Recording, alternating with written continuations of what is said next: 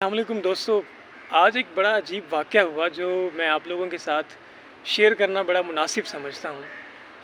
آج ایک بڑے ادارے کا پیپر تھا جس میں اپیئر ہونے جا رہا تھا، تو ایگزامینیشن ہال کے اندر بیٹھے ہی ہیں تو آلموسٹ آدھا پیپر ہو چکا تھا۔ اتنے میں باہر سے غالباً اسسٹنٹ سپرنٹینڈنٹ صاحب آتے ہیں اندر، اور جیسے وہ روم میں انٹر ہوتے ہیں تو بڑا شور مچانا شروع کر دیتے ہیں، اور جو ہمارے نگران صاحب تھے ان صاحب کے ساتھ کہے لگا کے ہنس رہے ہیں اور پتہ نہیں کیا کیا کر رہے ہیں۔ اتنے میں اوبیسلی انہوں نے ماحول خراب کیا ایگزامینیشن ہال کا، تو میں ساتھ ہی بیٹھا تھا۔ میں نے ان صاحب سے کہا کہ جناب اپنی آواز کو مہربانی کر کے ذرا کم کریں، تمام بچے جو یہاں پہ بیٹھے ہیں وہ ڈسٹرب ہو رہے ہیں۔ اچھا، میں نے جیسے ہی یہ بات کی تو وہ صاحب میری طرف لپکے اور وہ کہتے اچھا آپ ڈسٹرب ہو رہے ہیں، آپ مجھے اپنا آئی ڈی کارڈ دکھائیں۔ میں نے کہا دیکھیں جناب۔ اچھا، پھر اس کے بعد کہتے آپ اپنا مجھے جو ہے نا وہ رول نمبر سلپ دکھائیں۔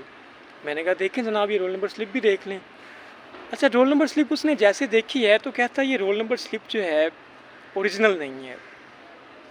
میں نے کہا جناب یہ کمپیوٹر جنریٹڈ سلپ ہے، یہ اوریجنل ہی ہے۔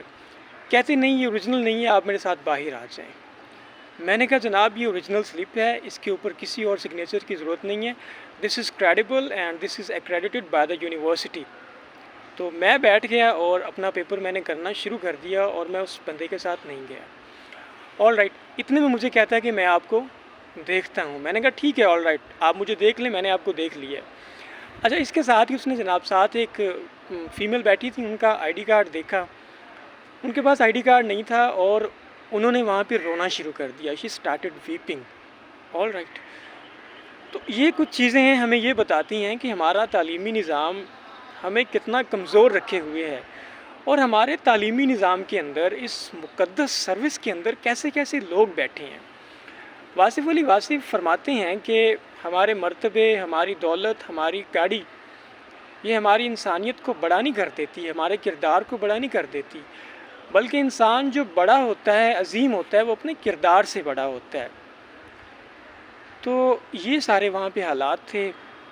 تو کہنے کا بنیادی مقصد یہ ہے کہ ہمیشہ کوشش کریں کہ اپنے ظرف کا پیالہ جو ہے اس کو بڑا رکھیں، اور کسی کے ساتھ پرسنل دشمنی جو ہے وہ پرسنل دشمنی کی آڑ میں کسی بندے کو ڈسٹرب نہ کریں، اس کو انٹرپٹ کرنے کی کوشش نہ کریں، اور جب آپ یقیناً حق پہ کھڑے ہوں تو اس پہ آپ ڈٹ جائیں، پھر سامنے کوئی بھی ہو۔